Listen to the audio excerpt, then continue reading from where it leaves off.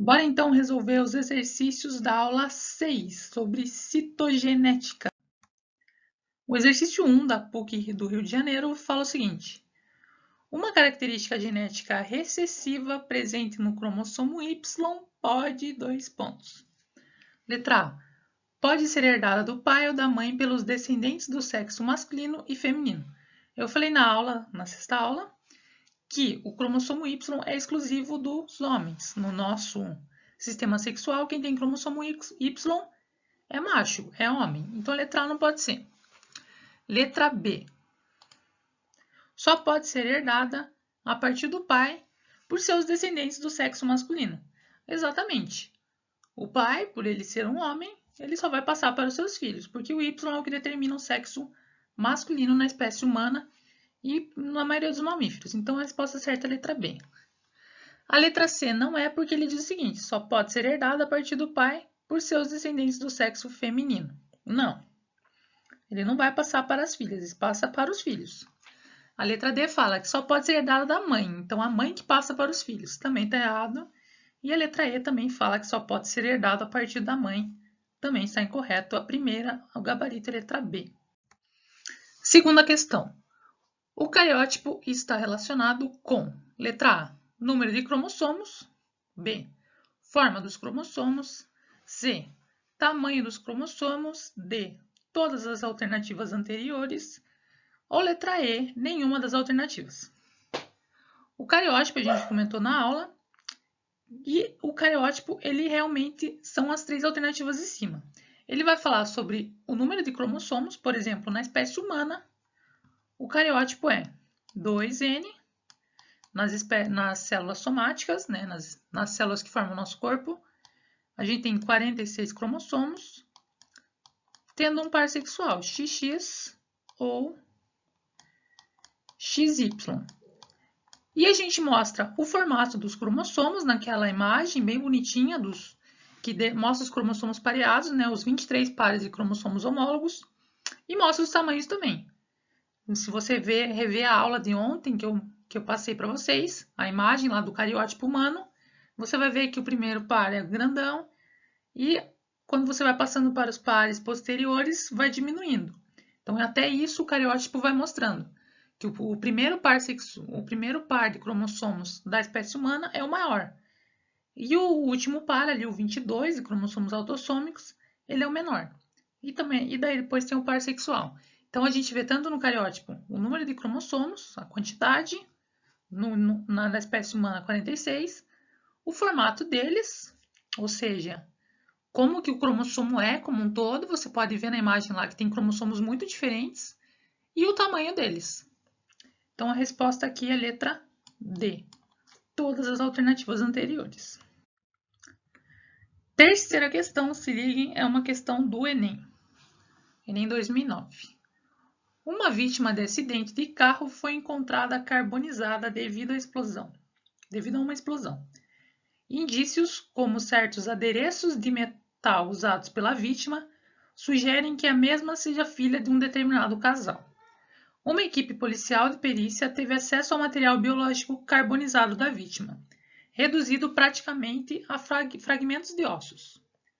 Sabe-se que é possível obter o DNA em condições para análise genética de parte do tecido interno de ossos. Os peritos necessitam escolher entre cromossomos autossômicos, cromossomos sexuais, X e Y, ou DNA mitocondrial. A melhor opção para a identificação do parentesco da vítima como o referido casal. Sabe-se que, entre outros aspectos, o número de cópias de um mesmo cromossomo por célula maximiza a chance de se obter moléculas não degradadas pelo calor da explosão. Com base nessas informações e tendo em vista de diferentes padrões de herança de cada fonte de DNA citada, a melhor opção para a perícia seria a utilização do quê? Letra A. Do DNA mitocondrial transmitido ao longo da linhagem materna, pois em cada célula humana há várias cópias dessa molécula. A letra A é a alternativa correta. Por quê? Embora a gente não tenha falado sobre DNA mitocondrial nessa aula, não é o tema dessa aula, acontece o seguinte: o DNA mitocondrial é o DNA que está dentro das mitocôndrias. A mitocôndria é aquela organela que faz a respiração celular, tema da aula da nossa terceira aula. E as mitocôndrias são organelas que são passadas de mãe para filhos. Então, apenas a mãe vai passar para os seus filhos. O pai não passa as mitocôndrias. Isso acontece porque as mitocôndrias estão no óvulo e o óvulo é produzido pela fêmea, pela mãe. E o espermatozoide ele não contribui com mitocôndrias, ele só traz material genético. As mitocôndrias são exclusivamente da mãe. E o outro motivo da alternativa a essa correta é que ele falou que a maior chance de você conseguir uma perícia ali, nesse material carbonizado, é de você escolher um material genético que tenha muitas cópias na célula. E as mitocôndrias são organelas muito importantes, porque elas fazem a respiração celular. Então, a gente precisa ter muitas mitocôndrias entre uma célula para que a gente consiga respirar adequadamente. Então, aqui seria melhor pegar o DNA mitocondrial, porque além de ser o DNA proveniente da mãe da vítima ali, ele está em muitas quantidades dentro da célula, porque você tem muitas mitocôndrias dentro das células. Então, a letra A é a correta. Vamos ver por que não são as outras. Do cromossomo X, pois a vítima herdou 2 cópias desse cromossomo, estando assim em número superior aos demais. Nada a ver, ainda assim são apenas 2 cópias, é muito pouco. Mitocôndrias, ela vai ter dezenas, centenas, milhares de mitocôndrias, é muito mais. Letra C, do cromossomo autossômico, pois esse cromossomo apresenta maior quantidade de material genético quando comparado aos nucleares, como por exemplo o DNA mitocondrial. Também não é verdade, ela vai ter apenas 44 cromossomos autossômicos, ainda assim é muito pouco. D, do cromossomo Y, pois em condições normais ele é transmitido integralmente do pai para toda a prole e está presente em 2 cópias em células de indivíduos de sexo feminino. Negativo, o cromossomo Y só o sexo masculino tem. E a letra E, de marcadores genéticos em cromossomos autossômicos, pois esses, além de serem transmitidos pelo pai e pela mãe, estão presentes em 44 cópias por células e os demais em apenas uma. Não, o DNA mitocondrial está presente em muito mais do que 44, muito mais do que uma. O Y não está presente, o X está presente em 2, então a E é a que mais está incorreta aqui. Gabarito, letra A.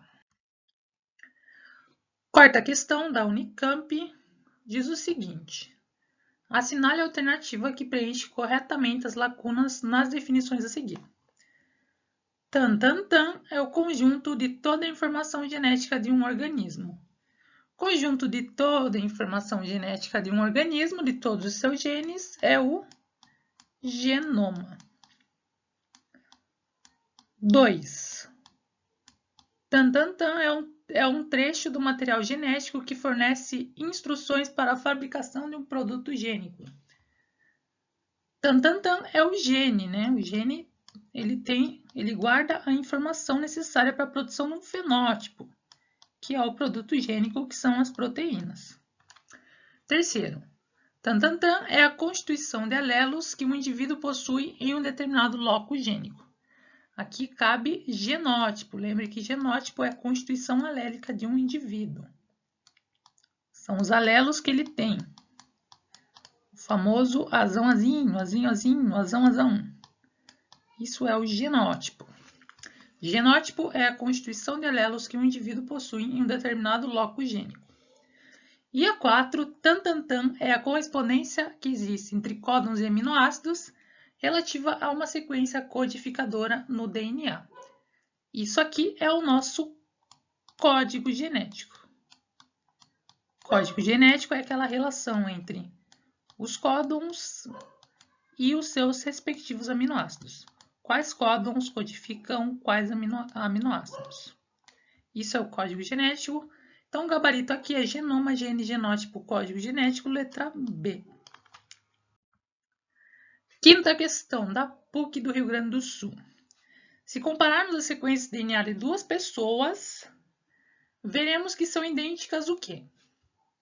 Se a gente comparar 2 pessoas, a gente vai ver que são idênticas apenas as sequências dos cromossomos autossômicos.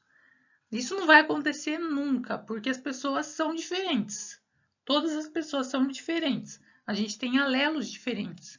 A gente apresenta uma variabilidade genética muito grande. Então, nunca que os nossos cromossomos autossômicos vão ser iguais, senão a gente ia ter as mesmas características externas e internas. Isso não acontece. A gente só é diferente porque a gente possui alelos diferentes. Lembre-se que alelos são formas variantes de um mesmo gene. E mesmo sendo o mesmo gene, né, por exemplo, o formato de cabelo, o cabelo é diferente. Ou seja, a informação dentro do nosso cromossomo já é diferente. Então, a gente não vai ter sequências idênticas, não. Quando a gente muda os alelos, a gente já tem sequências diferentes. Letra B. Apenas as sequências do cromossomo mitocondrial. Mesma coisa, o DNA que está nas nossas mitocôndrias também vai ser alterado de acordo de pessoa para pessoa. Também apresenta uma grande variabilidade. Letra C. Apenas as sequências dos cromossomos X se forem mulheres. Da mesma maneira, o cromossomo X, vocês vão ver mais daqui para frente, na terceira apostila, que o cromossomo X também apresenta muitos genes e eles também têm vários alelos, então também podem ser diferentes. Letra D. Apenas sequências do cromossomo Y se forem homens. O mesmo motivo da C, o cromossomo Y também tem genes exclusivos para homens e eles também têm alelos, ou seja, formas variantes daquele gene, ou seja, pode ser diferente. Só sobrou a letra E, em tudo se forem gêmeos monozigóticos. Para vestibular, isso aqui está correto.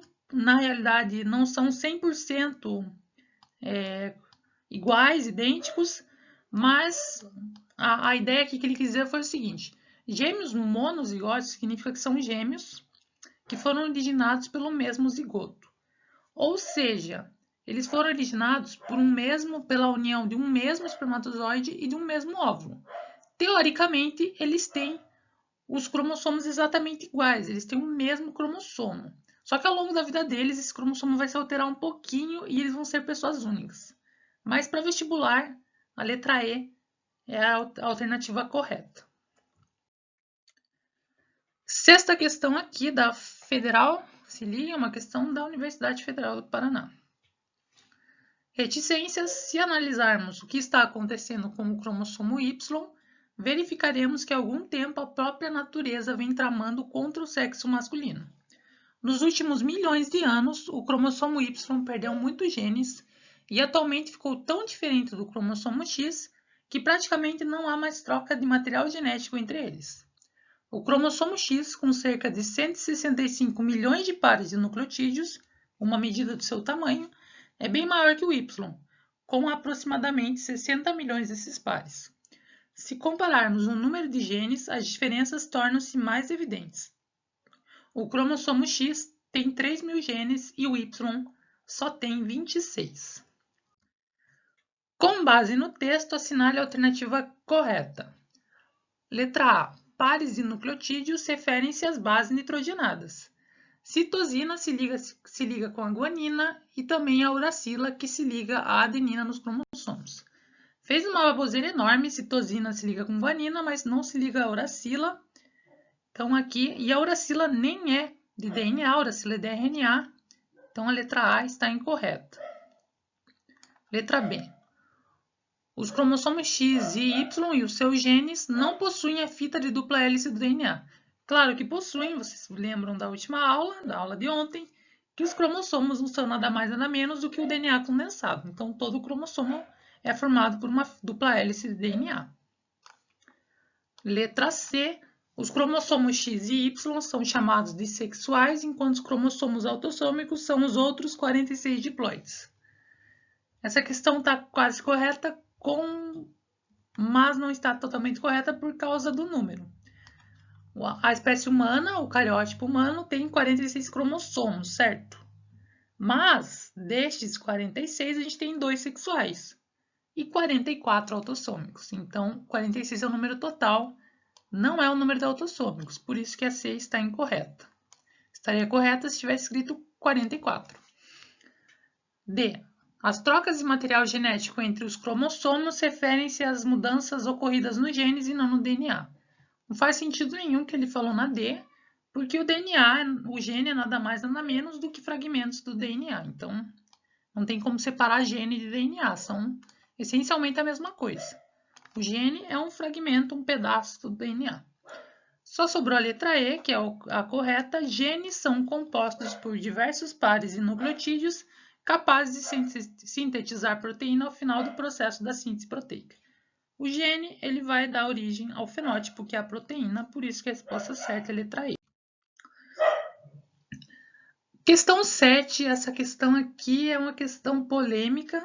Por quê? Porque é uma questão que vai falar sobre anomalias cromossômicas.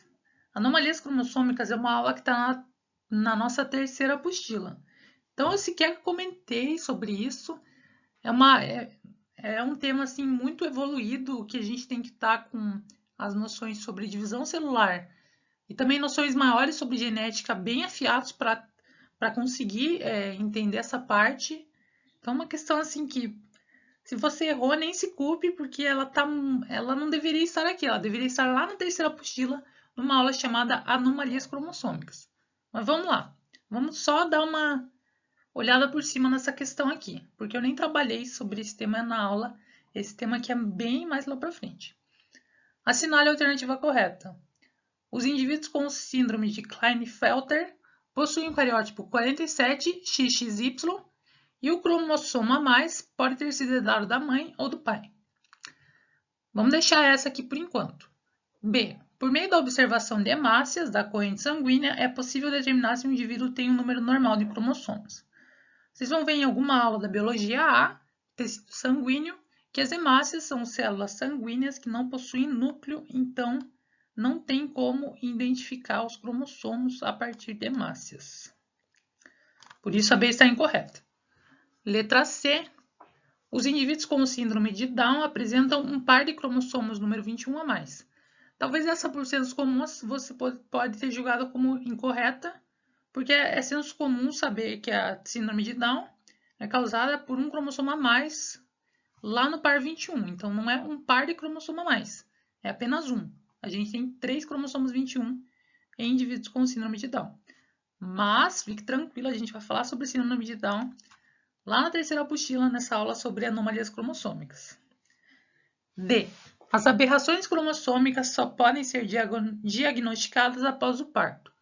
Por senso comum, você também já poderia ter uma noção de que dá para saber antes disso sim.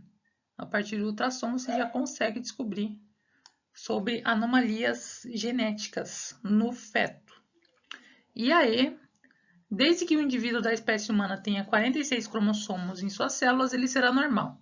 Também vamos ver lá na aula de anomalias cromossômicas que a gente tem anomalias, ou seja, mudanças nos cromossomos e mudanças que afetam a estrutura de um cromossomo. Ele pode perder partes do cromossomo, perdendo assim vários genes, e isso vai fazer com que ele não seja normal. Então, mesmo ele tendo os 46, ele pode perder algumas partes desses cromossomos e não ser normal.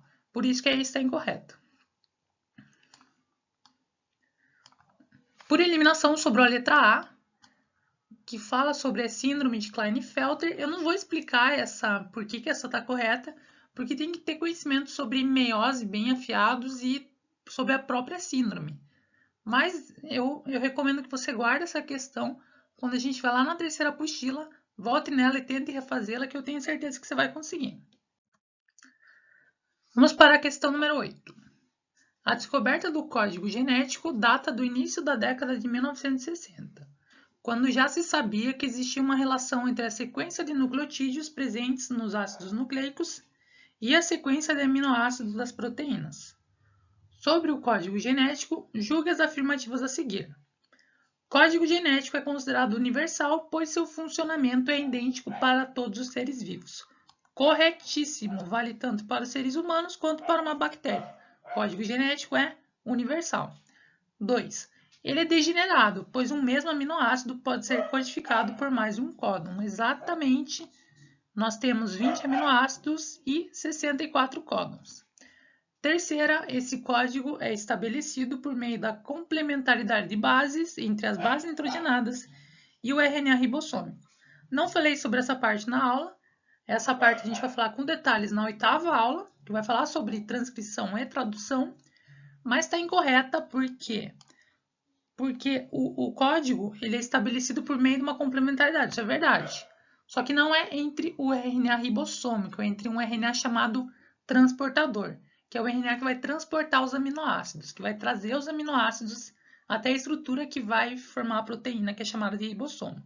Mais detalhes na 8ª aula aqui dessa frente. Então, o gabarito aqui é a letra E, a primeira verdadeira, a segunda verdadeira e a terceira falsa. 9ª questão, essa questão aqui também tem uma grande pegadinha, porque tem conceitos também da nossa 8ª aula, que eu não falei na aula, vocês vão ver com muitos detalhes. Mas vamos lá tentar resolvê-la. O quadro abaixo representa o código genético universal, e aqui está o código genético. A molécula de RNA mensageiro com sequência tal, produz o segmento de proteína 2 pontos. Bom, por que essa questão é uma pegadinha para esse momento para vocês? Porque eu não falei que para você produzir as proteínas, ou seja, para produzir o fenótipo, a gente tem um códon de início, um códon de iniciação, ou seja, um códon onde vai iniciar o começo da proteína, onde a célula vai começar a produzir a proteína. E esse códon de início está aqui, ó, é o A ou G. Então, enquanto a célula não acha esse códon de início, ela não começa a trazer os aminoácidos.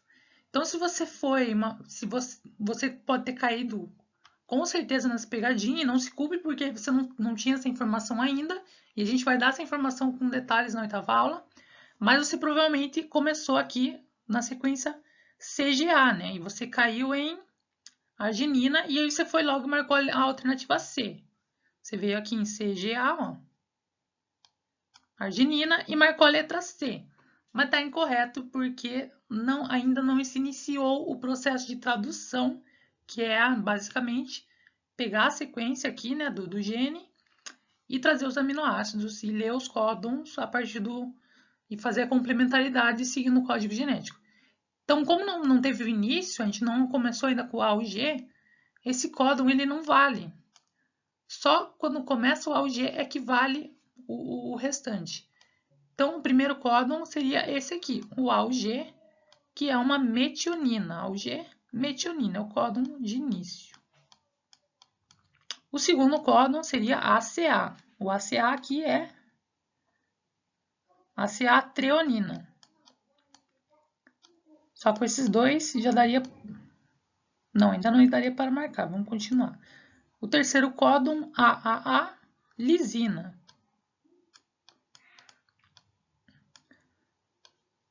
O quarto códon, GGA. Cadê o GGA aqui? GGA-glicina.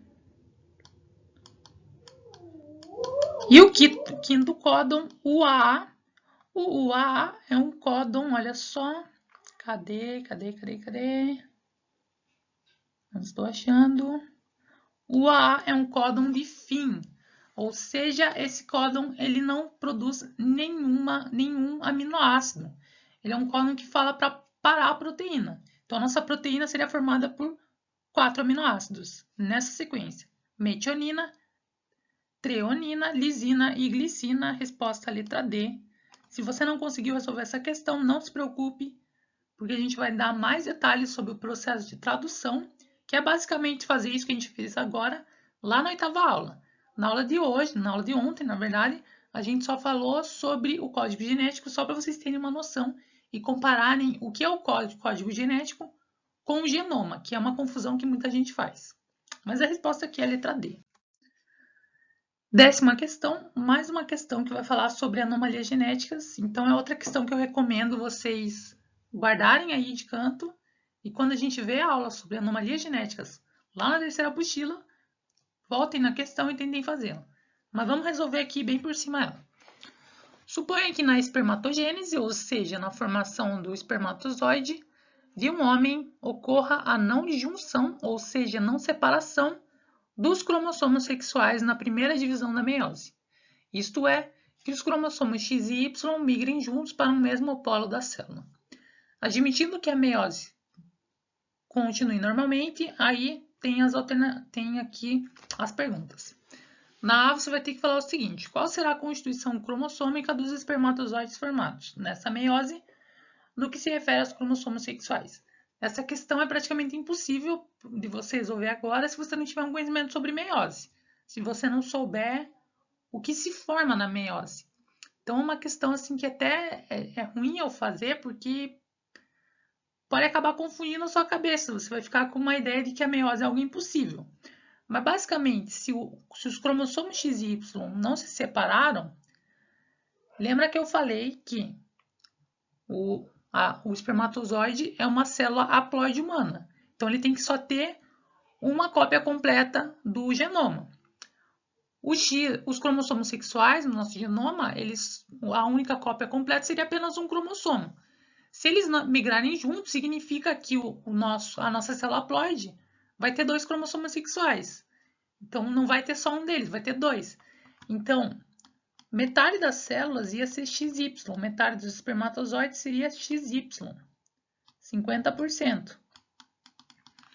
E o outro 50% não teria nenhum cromossomo sexual, seria 0, porque os 2 cromossomos sexuais migraram para o mesmo espermatozoide. Ficou difícil na tua cabeça, eu sei, mas se eu falar muito sobre meiose aqui, esse vídeo vai ficar enorme e não é o tema da nossa aula. Essa questão também não deveria estar aqui. A resposta é essa. Letra B. Quais serão as possíveis constituições cromossômicas das crianças geradas pelos espermatozoides produzidos nessa meiose, no caso deles fecundarem óvulos normais? Um óvulo normal ele vai ter um cromossomo X, porque a mulher é XX, ela vai formar óvulos. Lembrando, o óvulo é haploide, então só vai ter um conjunto completo do genoma. Só vai ter um cromossomo X. Se fecundar esse de cima, vai ficar XXY, que vai dar a tal da síndrome de Klinefelter que estava na questão anterior, que é uma anomalia. E se ficar aqui X0, também vai ficar com um cromossomo, aqui vai ficar com um cromossomo sexual a mais, vai ficar XXY, e na segunda opção vai ficar X0, ou seja, vai ficar com 45 cromossomos, também vai ter uma outra anomalia sexual. Então a pessoa vai nascer normal, não importa em qual óvulo, qual espermatozoide fecundar esse óvulo. Ou ela vai ficar com um cromossomo a mais, vai ficar XXY, ou vai ficar com um a menos, X0. Então é isso, pessoal. Espero que vocês tenham gostado e entendido. Peço desculpa aí pelas questões que estão fora de planejamento. E é isso. Até a próxima aula. Tchau, tchau.